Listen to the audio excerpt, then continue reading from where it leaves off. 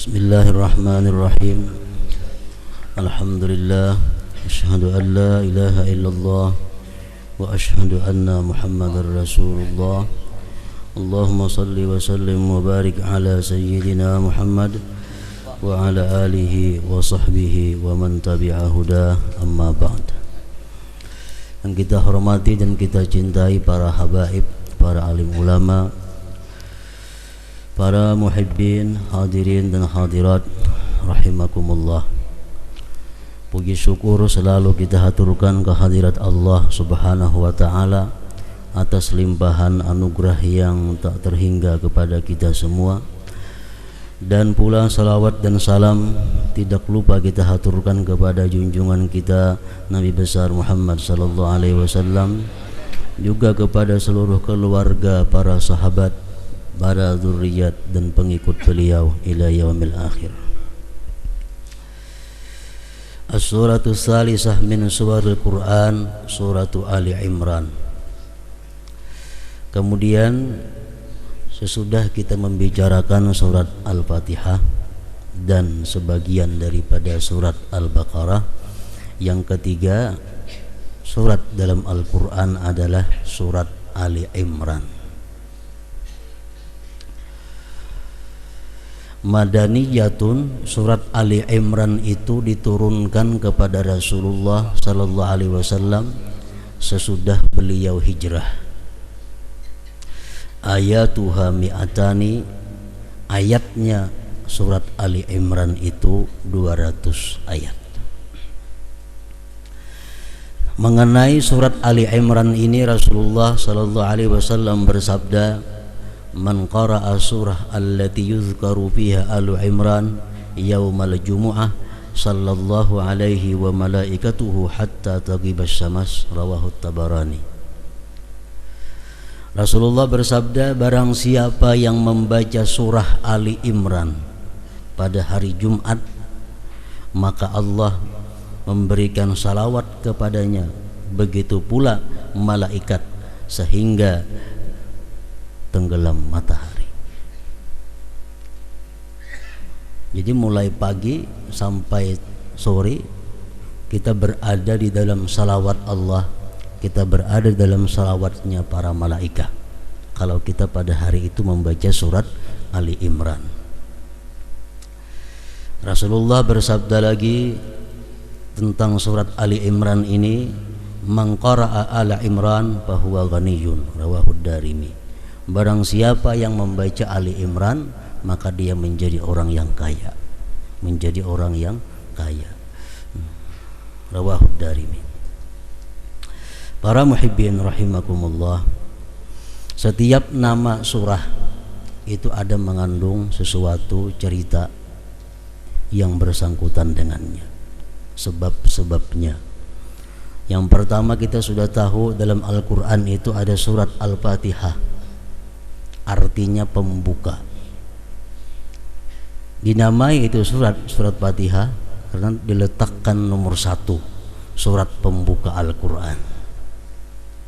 Kemudian kita pula mengetahui surat Al-Baqarah dinamakan itu surat yang kedua, surat Al-Baqarah, karena di dalam surat itu ada tentang cerita sapi Baqarah. Nah, di sini pun demikian, surat yang nomor 3 dalam Al-Quran adalah surat Ali Imran. Ali Imran artinya keluarga Imran, keluarganya Imran. Allah Subhanahu wa taala berfirman di dalam surat Ali Imran ini dari ayat 33 sampai seterusnya 37. Innallaha astafa Adama wa Nuha wa ala Ibrahim wa ala Imrana 'alal alamin. Nah, di sini disebut ala Imran. Innallaha astafa Adama wa Nuha wa ala Ibrahim wa ala Imrana 'alal alamin.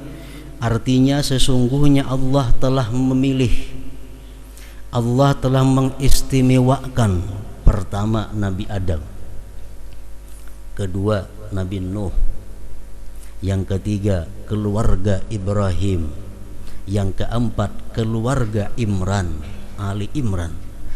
Allah istimewakan itu alal alamin, atas seluruh alam.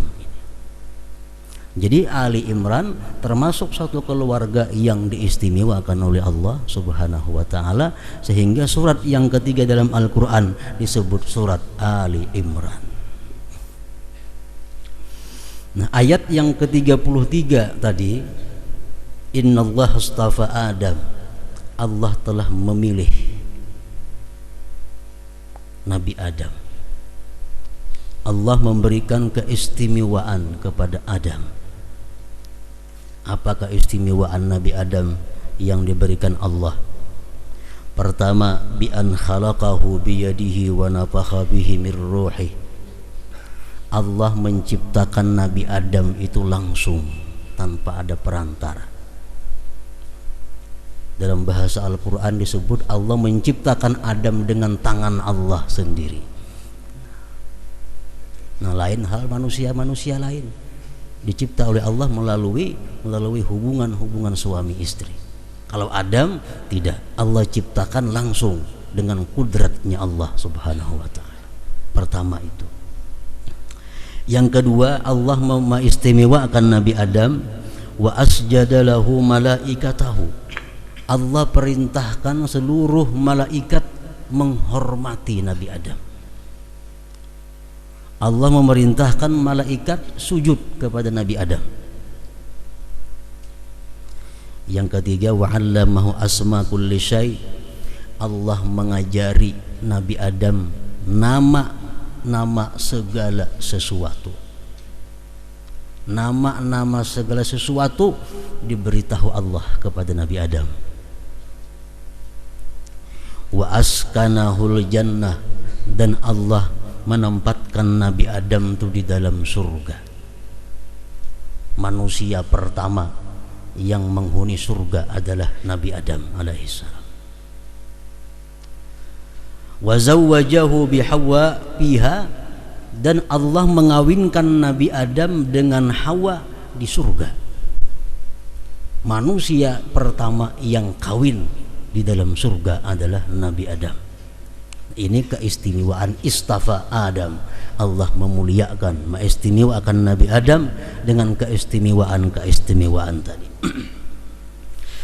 Summa ahbatahu ilal ardh, kemudian Allah menurunkan Nabi Adam ke bumi.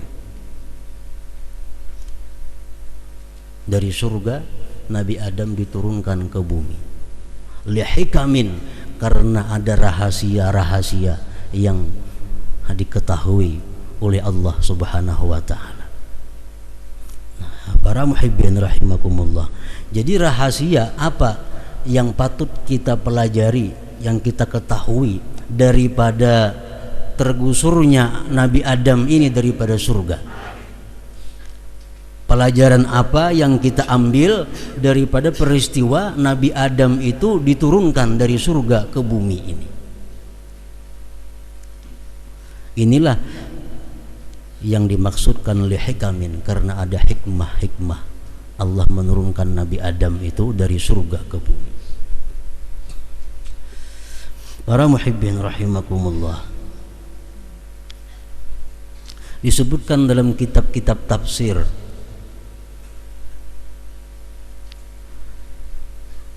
bahwa Nabi Adam itu diturunkan ke bumi dari surga karena memakan buah yang dilarang. Kenapa Adam memakan buah yang dilarang itu? Adam ditanya, kenapa engkau memakan buah yang sudah kularang itu, kata Allah. Adam menjawab, amaratni Hawa, aku diperintahkan oleh Hawa, bininya Siti Hawa.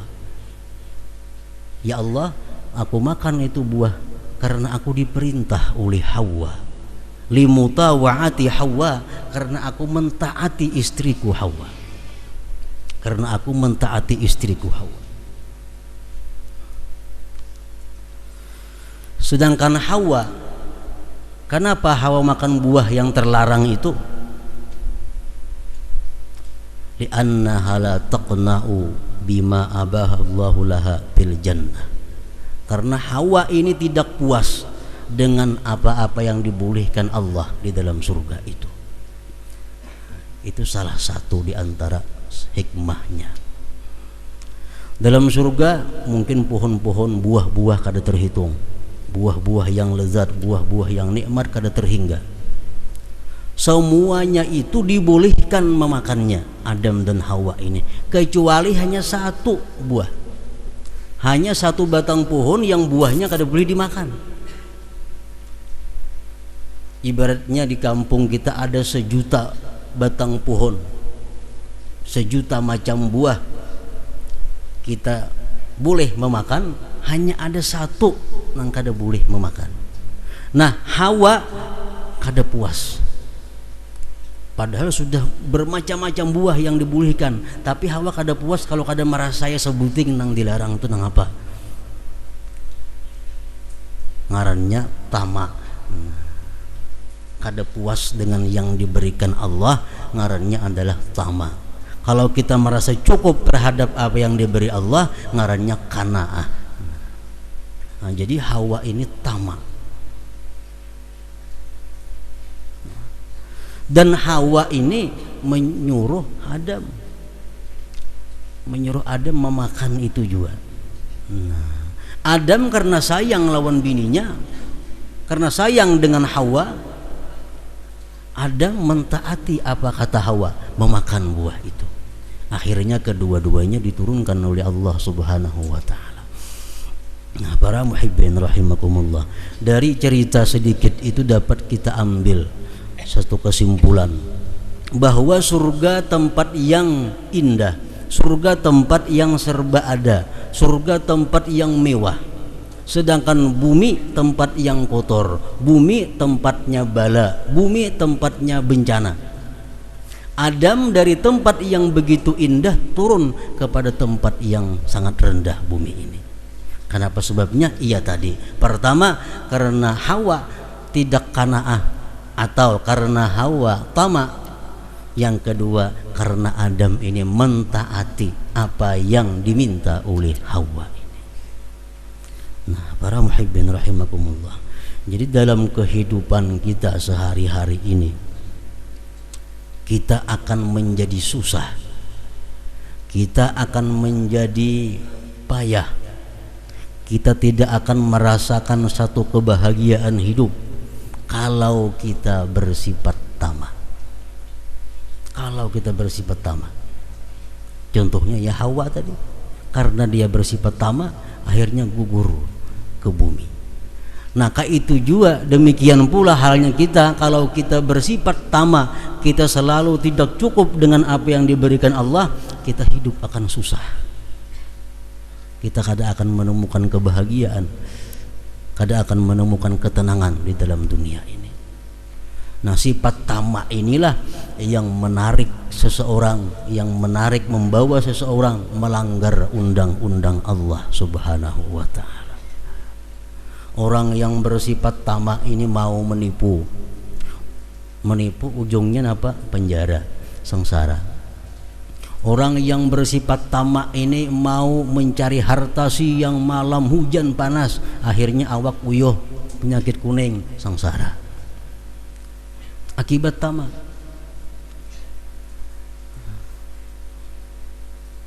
Kalau kita bersifat tamak, kita seperti Hawa, kita akan diturunkan dari kebahagiaan kepada tempat yang penuh dengan bala. Yang kedua, Nabi Adam orang yang terhormat, Nabi Adam orang yang mulia, dia pun ikut diturunkan ke bumi. Karena apa? Karena dia mentaati suruhan perintah istrinya.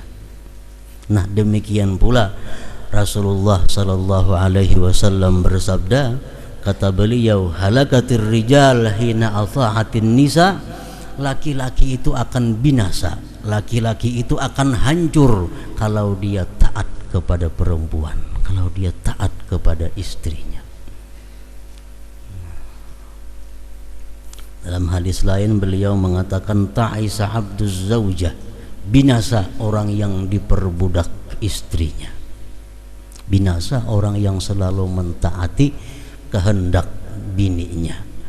Nah, para muhibbin rahimakumullah. Ini artinya bukan kita kada boleh sama sekali menuruti kehendak bini, bukan itu. Tapi yang dimaksud ini adalah kalau andai kata bini kita itu bakal hendak 10, ya 4 nang dikabulakan, 6 kada. Bila kita kabulakan terus kehendaknya, jadi Nabi Adam kita gugur. Nah, jadi macam itu maksud. Bukan artinya tutup sama sekali, bini kada boleh bakal hendak, harus kehendakku, kada macam itu juga. Nah, tapi harus kita laki ar-rijal ini mesti lebih daripada diatur oleh seorang istri. Kalau kita sudah rela kita diatur seorang istri, nah tinggal tunggu kehancuran kita. Kehancuran apa? Kehancuran dunia dan akhirat, bukan hanya dunia. Al-Hasanul Basri berkata, "Ma asbaha rajulun yuti'u imra'atah bima tahwi illa qabbahu Allahu finnar." Apabila seorang laki-laki itu senantiasa taat kepada istrinya, maka Allah telungkupkan dia nanti di dalam neraka. Nah, jadi artinya ini satu bukti, satu contoh bagaimana orang yang taat dan patuh kepada istrinya Nabi Adam ini. Nah, kita sebagaimana orang yang belajar dari satu kejadian, Allah membuat demikian contoh kepada kita untuk dijadikan pelajaran. Jangan sekali-kali kita selalu mentaati apa yang diminta, apa yang disarankan oleh istri kita demi keselamatan kita dunia dan akhirat.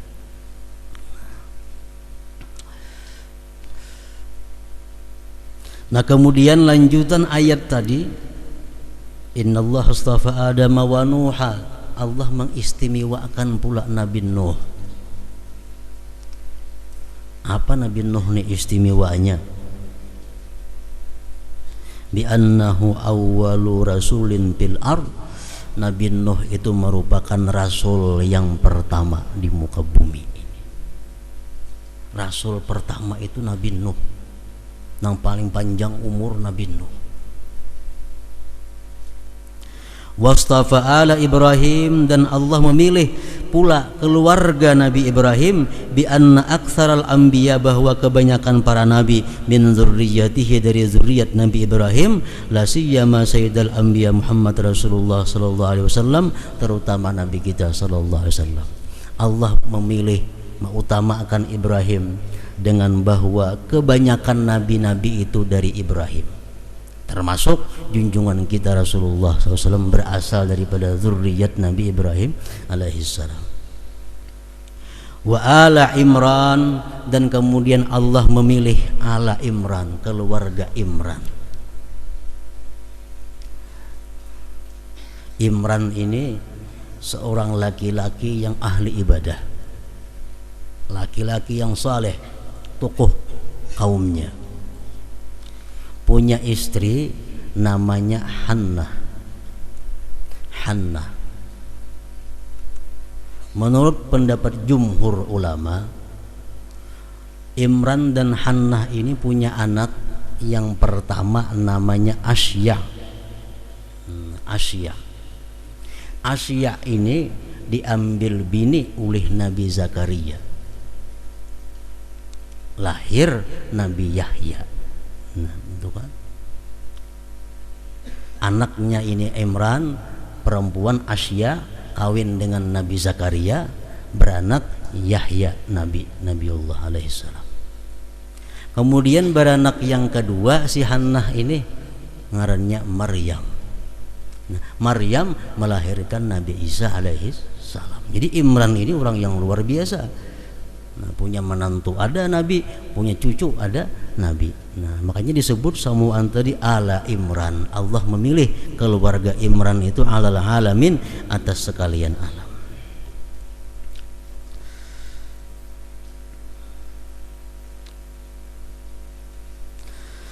Kemudian ayat berikutnya daripada surat Ali Imran ini adalah dzurriyyatan ba'dhuha min ba'd wallahu sami'un alim.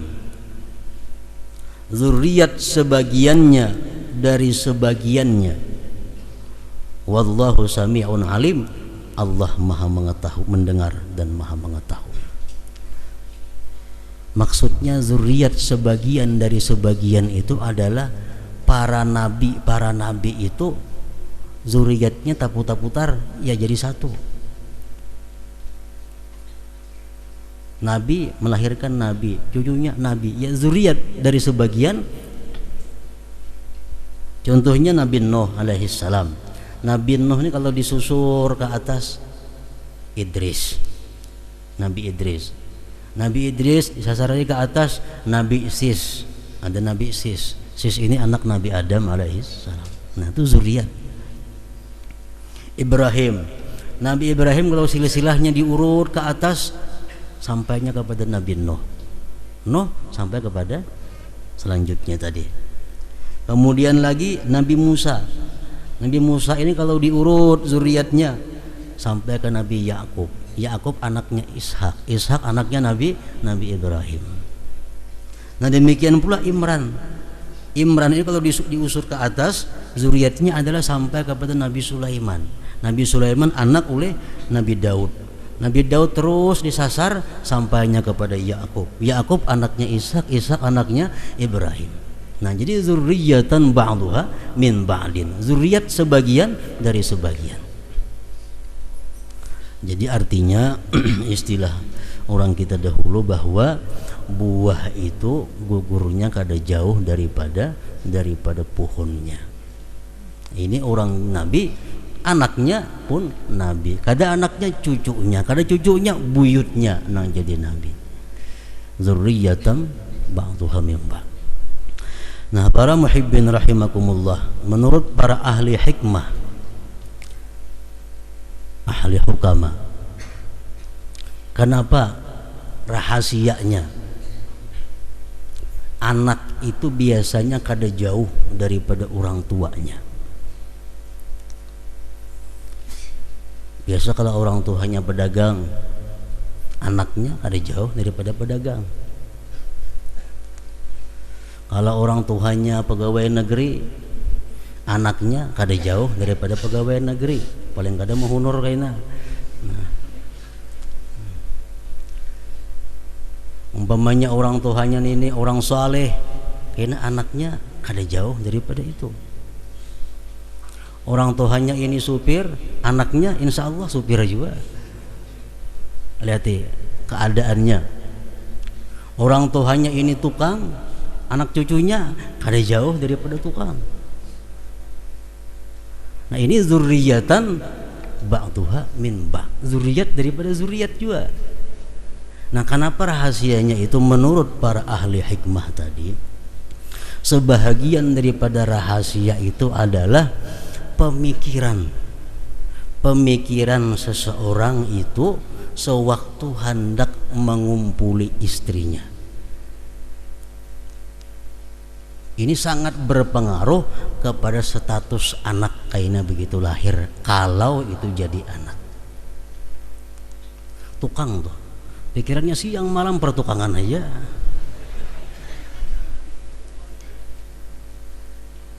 Nah, sampai anak berkumpul mikirkan pertukangan aja, kayaknya anaknya otomatis. Orang pedagang siang malam di otaknya itu dagang. Siang mau urus langganan, malam mau hitungin duitnya, anak guring mikirkan perdagangan. Kayaknya anaknya otomatis. Nah, salah satu sebabnya adalah pikiran waktu hendak mengumpuli bini itu, kalau jadi anak kada jauh anak daripada itu.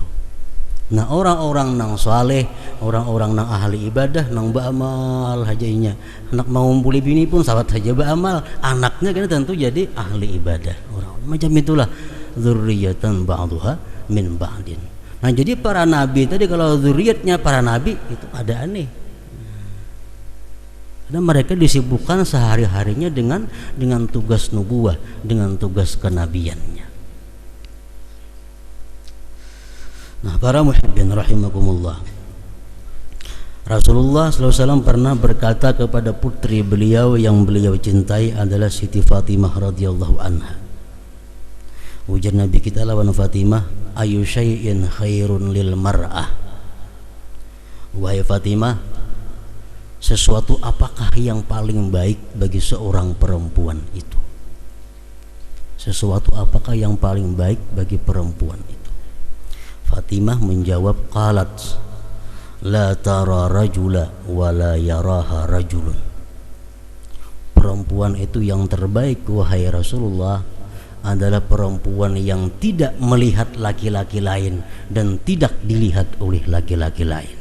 Begitu mendengar jawaban itu, Rasulullah memeluk kepada Fatimah dan berkata, dzurriyyatan ba'dhuha min ba'din. Nah, ini artinya apa? Orang nang harat melahirkan anak yang harat juga. Nah, dzurriyyatan ba'dhuha min ba'din. Kemudian ayat berikutnya, wa idz qalat imra'atu Imran rabbi inni nadartu laka ma fi batni muharrara fataqabbal minni innaka antas samiul alim.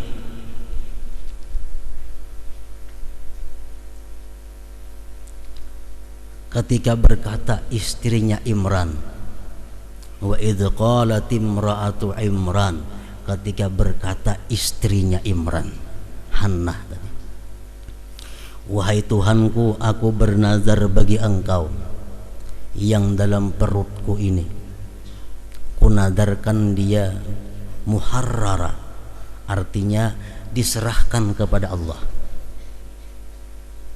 maka terimalah daripadaku, sesungguhnya engkau maha mendengar dan maha mengetahui. Jadi Imran lawan bininya ini, waktu bininya belum lagi hamil, sudah berunding lagi bini. Kita amun yakina ba anaknya kita serahkan kepada Allah, artinya kada mengambil keuntungan lawan anak, kita serahkan kepada Allah. Anak ini kita berikan kepada Masjidil Aqsa. Nah, setelah itu berkumpul Imran lawan Hannah ini. Beberapa saat Imran wafat, Hannah mengandung. Nah, waktu kandungannya itu, dalam waktu mengandung itulah Hannah ini mengulang nazar bersama suaminya dahulu, inni nazartu laka ma fi batni muharrara fataqabbal minni innaka antas samiul alim. Jadi bernazar ini kada berlaku untuk syariat Nabi Muhammad sallallahu alaihi wasallam. Ini syariat Nabi dahulu. Kalau wah ini kada boleh kita bernazar dalam parutnya anak diberiakan, itu kada boleh. Tapi kalau syariat dahulu itu dibenarkan. Nah, jadi Imran lawan Hannah ini waktu hendak berkumpul, dia sudah berniat bahwa anak yang andai kata ini jadi anaknya akan diberikan kepada Allah. Akhirnya apa? Sampai Hannah ini hamil, Hannah pun mengulang kembali kalimat itu. Dan dia berdoa kepada Allah, fataqabbal minni innaka antas samiul alim. Terimalah ini nazarku. Nah, ini hubungannya apa dengan kita para muhibbin rahimakumullah? Sangat dianjurkan kalau kita ingin berkumpul dengan istri itu meniatkan andai kata ini menjadi anak, ini akan kuusahakan menjadi anak yang saleh. Mulai di situ Rasulullah SAW bersabda, innar rajula la yujami'u ahlahu fayuktabu lahu bijima'ihi ajru waladin zakarin qatala fi sabilillah faqutila. Seorang laki-laki itu bersetubuh dengan istrinya, maka dia diberi pahala dengan sebab bersetubuh itu, pahala seorang anak yang berjuang fisabilillah kemudian dia gugur sebagai syuhada. Maksudnya apa? Si laki-laki ini berniat sebelum mengumpuli bininya, andai kata dari perkumpulan ini lahir seorang anak ini akan kubimbing menjadi pejuang fisabilillah. walaupun dia mati sebagai syuhada. Nah, jadi begitu dia berkumpul bininya sudah diberi Allah pahala orang yang menyerahkan anaknya sebagai syuhada.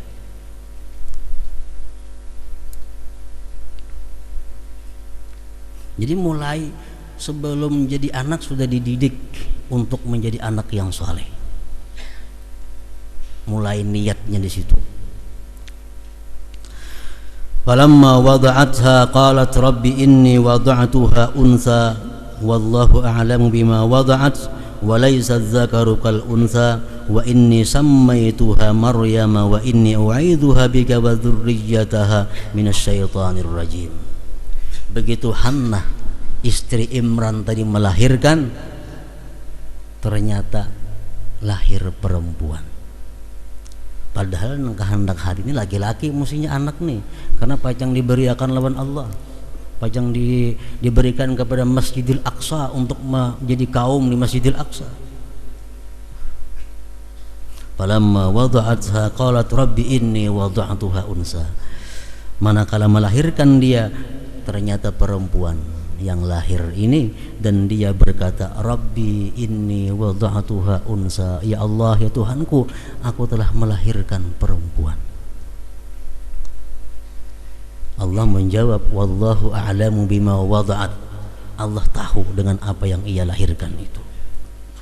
Walaysa zakaru kal unsa, memang laki-laki itu bukan seperti perempuan. Wa inni sammaituha Maryam, dan aku namai dia ini anak Maryam. Wa inni u'idzuha bik, dan aku lindungi dia dengan engkau. Wa dzurriyyatah, dan zuriatnya itu Maryam, minasyaitonir rajim, daripada syaitan yang terkutuk. Ini boleh kita begitu lahir ditasmiyahi, itu boleh meniru istrinya Imran, Maryam. Maryam itu artinya khadimatur Rabb. Maryam itu artinya adalah orang yang mengabdi kepada Tuhannya. Maryam.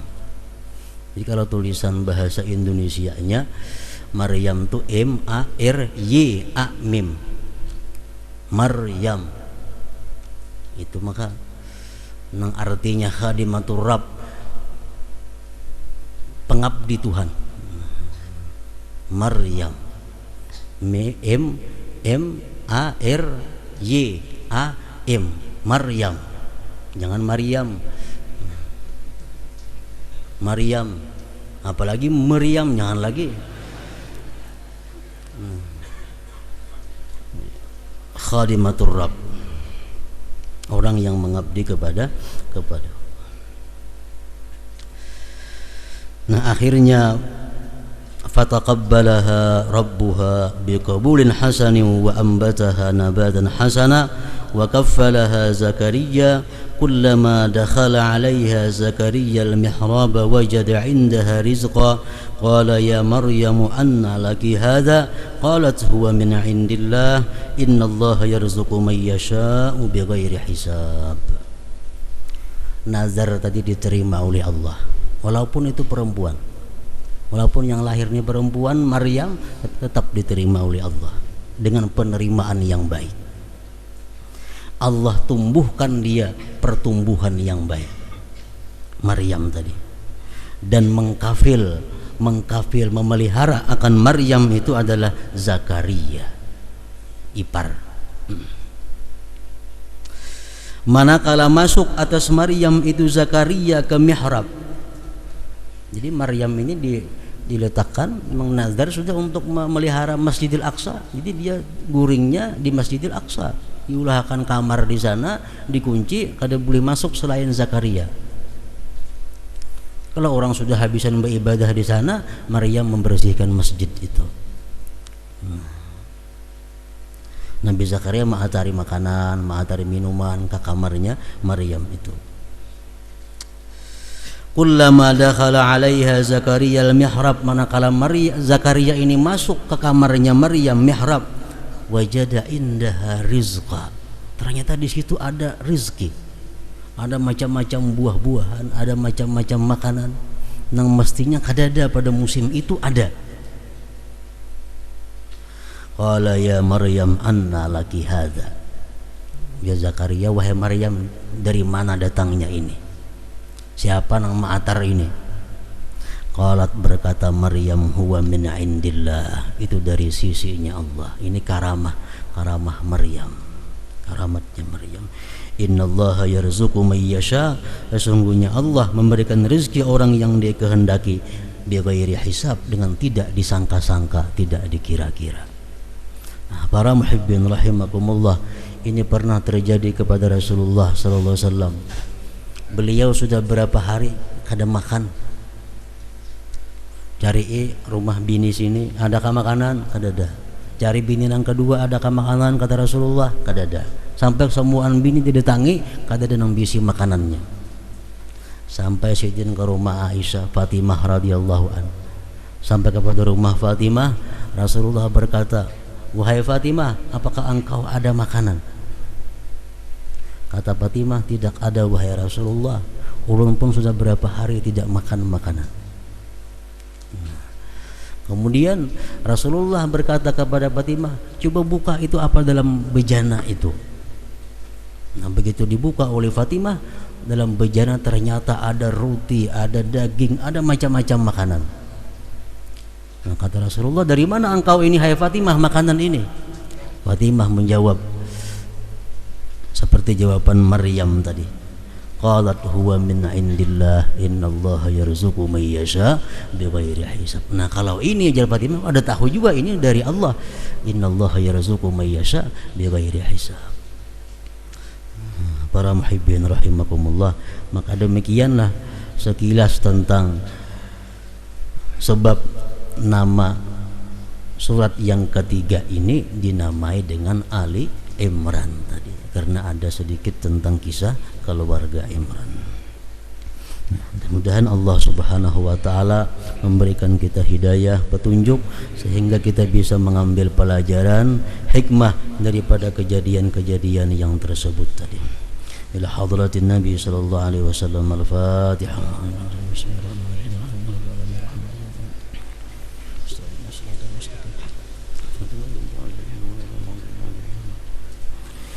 أشهد أن لا إله إلا الله وحده لا شريك له